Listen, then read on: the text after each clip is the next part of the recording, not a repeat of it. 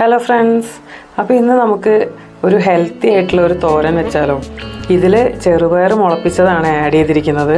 അതിൻ്റെ കൂടെ കുറച്ച് പച്ചക്കറിയും കൂടെ ഞാൻ ഇട്ടിട്ടുണ്ട്. അപ്പോൾ ഈ തോരൻ ഞാൻ കടുക് വറുത്തിട്ടില്ല, നമ്മൾ ഡയറക്റ്റായിട്ട് തോരൻ വെക്കുകയാണ് ചെയ്തത്. അപ്പോൾ ഞാൻ ഇതിലേക്ക് എന്തൊക്കെ ആഡ് ചെയ്തതെന്ന് നമുക്ക് നോക്കാം. ഞാനിതാ ഇവിടെ ചെറുപയർ മുളപ്പിച്ച് വെച്ചിട്ടുണ്ട്. ചെറുപയർ എങ്ങനെയാണ് മുളപ്പിക്കുക എന്ന് എല്ലാവർക്കും അറിയാമല്ലോ, ഞാനത് പറയേണ്ട ആവശ്യമുണ്ടോ? എന്നാലും പറയാം. ചെറുപയർ ഞാൻ രാവിലെ വെള്ളത്തിലിട്ട് വെച്ചു. വൈകുന്നേരം ആയപ്പോൾ അത് നല്ലപോലെ കുതിർന്ന് വന്ന സമയത്ത് വെള്ളം ഊറ്റിക്കളഞ്ഞു. പിന്നെ നെക്സ്റ്റ് ഡേ ആണ് ഇത് മുള പൊട്ടി വരുന്നത്. അപ്പോൾ ഇതിലേക്ക് ഇടാൻ വേണ്ടിയിട്ട് ഞാൻ കുറച്ച് ക്യാരറ്റും അതുപോലെ ബീൻസും എടുത്തിട്ടുണ്ട്. 2 പച്ചമുളക് എടുത്തിട്ടുള്ളൂ. കാരണം എന്താണെന്ന് വെച്ചാൽ പച്ചമുളക് നല്ല സ്പൈസിയാണ്. അതുപോലെ ഞാൻ ഇതിലേക്ക് ചില്ലി ഫ്ലേക്സ് ആഡ് ചെയ്യുന്നുണ്ട്. പിന്നെ പുതിയൊരു സാധനം കാണിക്കാം. നമ്മുടെ നാട്ടിൽ ഇത് അവൈലബിൾ ആണോ എന്ന് എനിക്കറിയില്ല, പക്ഷേ കർണാടകയിൽ ഇത് എല്ലാ സ്ഥലത്തും കിട്ടുന്ന ഒരു സംഭവമാണ്. നല്ല ഹെൽത്തി ആയിട്ടുള്ള ഒരു വെജിറ്റബിളാണിത്. ഇതിൻ്റെ പേര് ഞാനിവിടെ മെൻഷൻ ചെയ്തിട്ടുണ്ട്, അത് നോക്കി അങ്ങ് വായിച്ചോളൂ കേട്ടോ. എനിക്ക് കറക്റ്റ് പ്രൊനൗൺസിയേഷൻ അങ്ങോട്ട് വരുന്നില്ല. ഇത് നമ്മുടെ കാബേജ് ഫാമിലിയിൽ പെട്ട ഒരു വെജിറ്റബിളാണ്. അതുപോലെ തന്നെ ഇത് ഷുഗറുകാർക്കൊക്കെ നല്ല എഫക്റ്റീവായിട്ടുള്ളൊരു സംഭവമാണ്. അതുപോലെ ഫൈബർ റിച്ച് ആയിട്ടുള്ള കണ്ടൻ്റാണ് ഇതിന്. ഇത് നമുക്ക് നമ്മളെ തോരനിലേക്ക് ആഡ് ചെയ്യാം. അപ്പോൾ ഞാനതിൻ്റെ തൊലിയൊക്കെ ഒന്ന് കളയുന്നുണ്ട്. എന്നിട്ടിത് ചോപ്പറിലിട്ട് അടിക്കാനുള്ള പരിപാടിയാണ്. നമ്മുടെ ക്യാരറ്റും ഇതും കൂടെ ഒന്നിച്ച് ഞാൻ ചോപ്പറിൽ നല്ലപോലെ കുനുകുനാന്ന് പറഞ്ഞിട്ട് ചോപ്പ് ചെയ്തെടുക്കും. എന്നിട്ട് നമുക്കിതെല്ലാം കൂടെ മിക്സ് ചെയ്തെടുക്കാം. അപ്പോൾ ഞാനിതൊന്ന് വൃത്തിയാക്കി എടുക്കട്ടെ.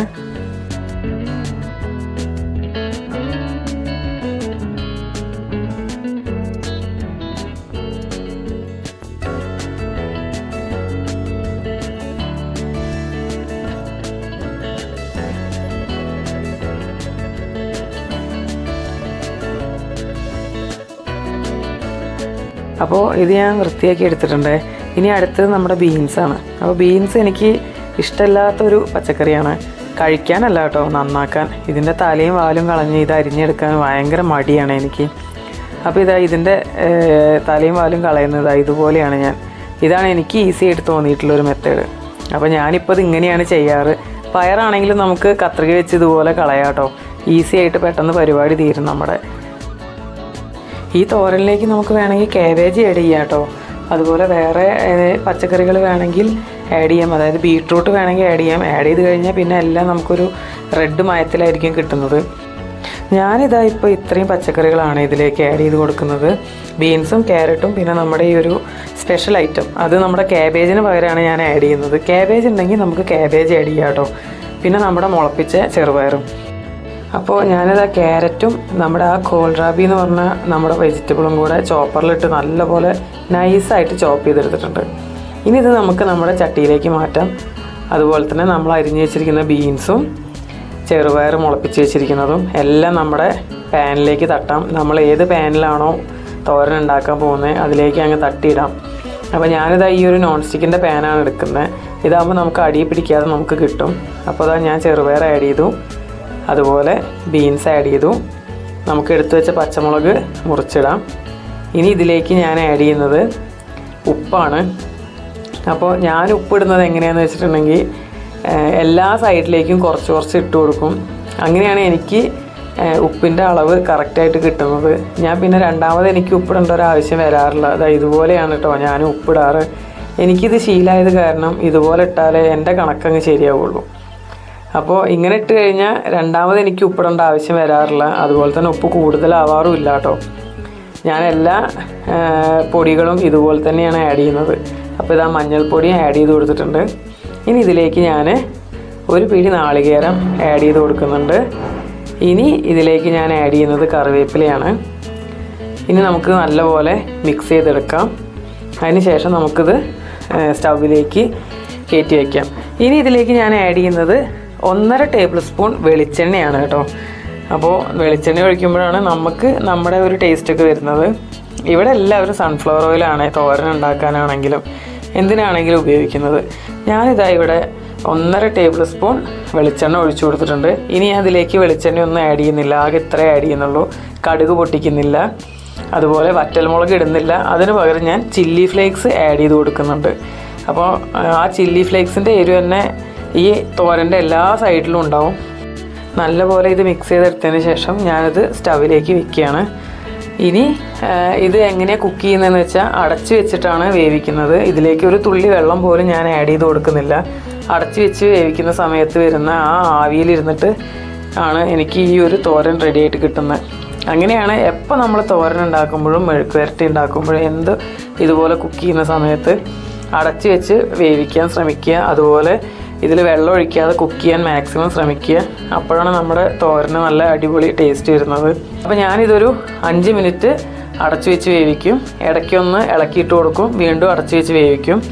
അങ്ങനെ നമുക്കിതൊന്ന് കുക്ക് ചെയ്തെടുക്കാം.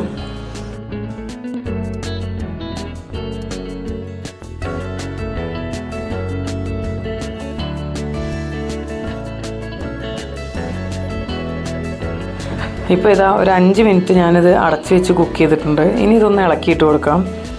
അതിനുശേഷം ഞാനിത് ഒന്നും കൂടെ അടച്ചു വെച്ച് കുക്ക് ചെയ്തെടുക്കുകയാണ്. ചെറുപയർ വിസിലടിക്കാതെ തന്നെ നല്ലപോലെ കുക്കായിട്ട് വരും. അത് ആലോചിച്ച് ആരും ടെൻഷൻ ആവണ്ട.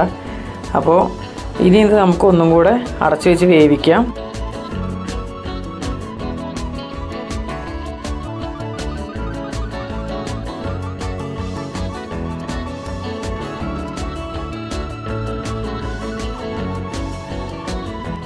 വീണ്ടും ഇതാ ഒരു 5 മിനിറ്റ്സിന് ശേഷം ഞാനിത് ഓപ്പൺ ചെയ്യുകയാണ്. ഇനി ഇത് അടച്ചു വയ്ക്കുന്നില്ല. ഇതിനി നല്ലപോലെ ഇളക്കിയിട്ടതിന് ശേഷം തുറന്ന് വെച്ചിട്ട് ഒന്ന് ഡ്രൈ ആക്കി എടുക്കുകയാണ്. അപ്പോൾ ഇനി ഒരു 10 മിനിറ്റും കൂടെ നമ്മളിത് വെക്കേണ്ടി വരും. നല്ലപോലെ ഡ്രൈ ആക്കി എടുക്കുമ്പോഴാണ് നമ്മുടെ തോരനും മെഴുക്ക് വരട്ടിയൊക്കെ നല്ല ടേസ്റ്റി ആവുന്നത്. ഞാൻ സിമ്മിലിട്ടിട്ടാണ് കുക്ക് ചെയ്യുന്നത്.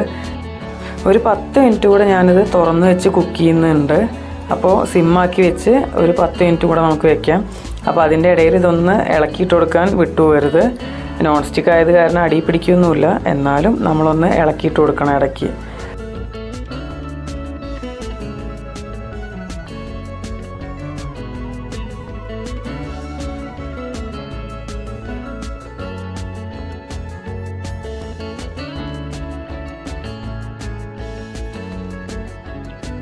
ഇപ്പോൾ ഇത് കാണുമ്പോൾ തന്നെ നിങ്ങൾക്ക് മനസ്സിലാവും ഇതിൻ്റെ ടെക്സ്ചറൊക്കെ മാറി, ഇതിനുള്ള വെള്ളമൊക്കെ പോയിട്ടുണ്ട്, ഡ്രൈ ആയി വന്നിട്ടുണ്ട്.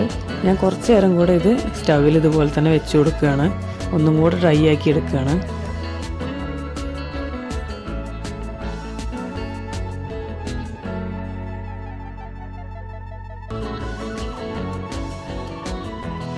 അപ്പോൾ ഇതാ എൻ്റെ തോരൻ റെഡി ആയിട്ടുണ്ട് കേട്ടോ.